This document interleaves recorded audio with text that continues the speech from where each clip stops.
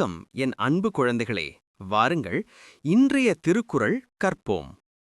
அதிகாரம் 6 வாழ்க்கை துணை நலம்.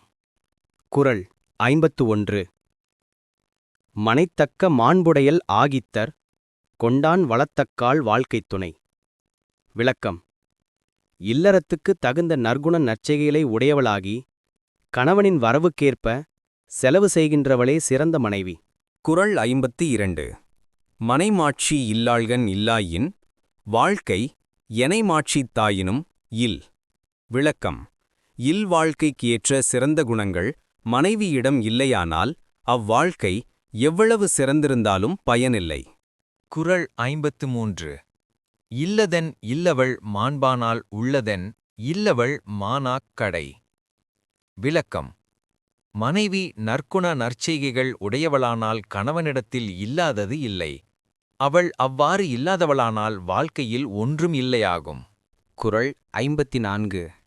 பெண்ணின் பெருந்தக்க யாவுழ கற்பென்னும் திண்மை உண்டாகப் பெறின்.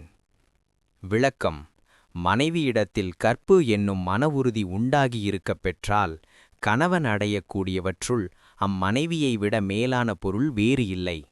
குறள் 55. தெய்வம் தொழாள் கொழுநன் தொழுதெழுவாள் பெய்யெனப் பெய்யும் மழை. விளக்கம்: தெய்வத்தைத் தொழாதவளாய் தன் கணவனை தெய்வமென நினைத்து அவனைத் தொழுது காலையில் துயிலெழுகின்றவள் பெய்யென்று சொல்ல மழை பெய்யும். குறள் 56. தற்காத்து தற்கொண்டார் பேணித் தகைசான்ற சொற்காத்துச் சோர்விலாள் பெண். விளக்கம்: கற்பிலிருந்து தவறாமல் தன்னை காத்தும் தன் கணவனை பாதுகாத்தும் இருவரிடத்தும் புகழ் நீங்காமல் காத்தும் தன் கடமைகளில் தவறாமல் நடப்பவளே சிறந்த பெண்ணாவாள். குறள் 57. சிறை காக்கும் காப்பவன் செய்யும் மகளிர் நிறை காக்கும் காப்பே தலை. விளக்கம்: மகளிரை காவல் வைத்து காத்தலால் பயனில்லை. அவர்கள் தம் ஒழுக்கத்தால் தம்மை காத்துக்கொள்கிற காவலே சிறந்தது. குறள் 58. பெற்றார் பெருவர் பெண்டீர் பெருஞ்சிறப்பு புத்தேலிர் வாழும் உலகு. விளக்கம்: மனைவியர் தம் கணவரை வணங்கி அவர் அன்பை பெறுவாரானால் அவர்கள் தேவருலகில் பெருஞ்சிறப்பை பெறுவார்கள். குறள் 59. புகழ் புரிந்த இல்லிலோர்க்கு இல்லை இகழ்வார் முன் ஏறு போல் பீடு நடை. விளக்கம்: கற்பினால் முண்டாகும் புகழுடைய மனைவி பெறாதவர் தம்மை இகழ்ந்து பேசும் பகைவர் முன்னால் பெருமிதமாக நடக்க முடியாது. குறள் 60.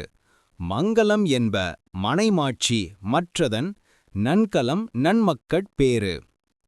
விளக்கம்: மனைவியும் நற்குண நற்செய்கைகளே இல்வாழ்க்கைக்கு மங்கலம் நன்மை என்பர். நல்ல மக்களைப் பெறுதல் அம்மங்கலத்திற்கு அழகு என்றும் அறிவுடையோர் கூறுவர். அடுத்த வீடியோவில் இன்னும் திருக்குறள் கற்றுக்கொள்வோம். நன்றி. மீண்டும் வருக.